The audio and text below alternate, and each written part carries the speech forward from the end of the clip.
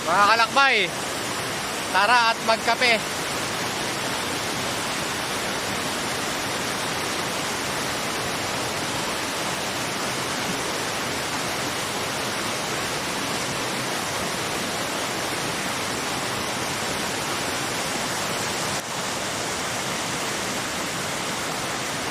Kape tayo. Coffee is life. Mainit kasi yung panahon kaya nagkakape tayo.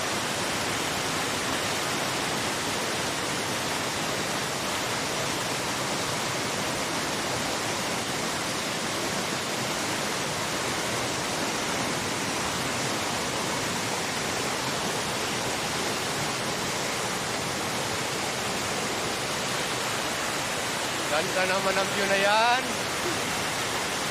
Ganda naman oh. Oh. Palibutan kami ng pulso. Oh, kaway ka muna sa camera, kaway. Sobrang init ng panahon ngayon.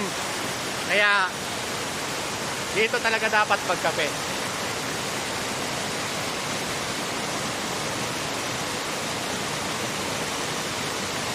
Ang sarap, parang ayaw ko nang umuwi.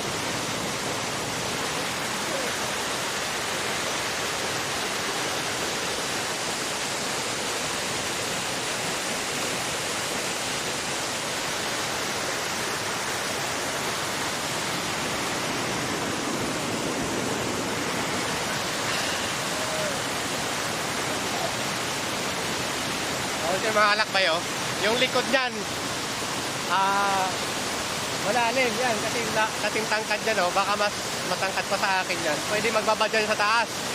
Pero hindi naman na ako naligo, kailangan ko na painit kasi sobrang lamig talaga ng tubig.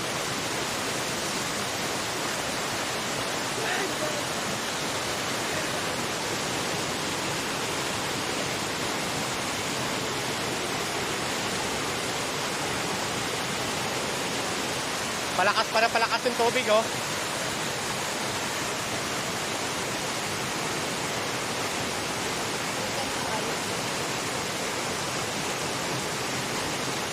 Sa mga ketong panahon kasi mga kalakbay, safe naman pag mga pulse kasi summer naman at saka walang ulan sa bundok. Kaya yung tubig, hindi siya bubulosok ng malakas na bigla na nakikita natin sa ibang mga aksidente na talagang maraming inaanod. Pero dito kasi sa Mina Tunnel Falls, yung dulo na yun doon, may harang yan. Pwede, kaya pagka may aksidenteng inanod, matasalo lang din doon sa dulo. Kasi dito naman, sabi ng caretaker dito, pwede panalimin yung tubig na yan pag hinarangan nila yung doon sa dulo na sinasabi ko. Pero hindi nila ginagawa para sa mga bata kasi yung area na yan, oh, yung mababaw lang. Hanggang binti lang yan.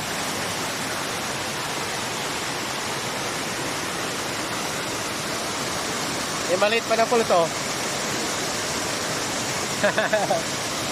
Ito, palakas na ng palakas, oh. Ang sarap magbaba dyan.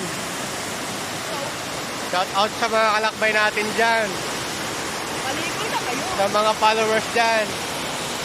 Shout out ka muna sa mga viewers natin. Kaya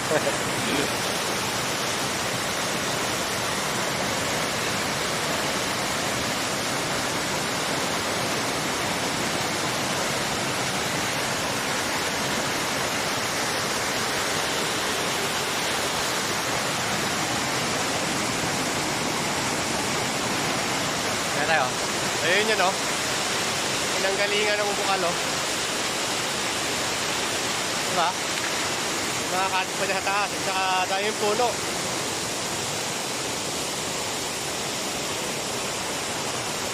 So, daming katis oh. Ito yung 360 yan mga kalakbay ah. Pakita ko yung 360. Ayan oh.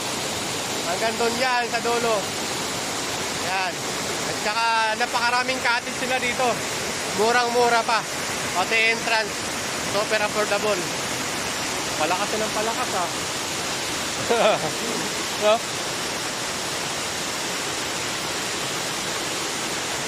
Paripil.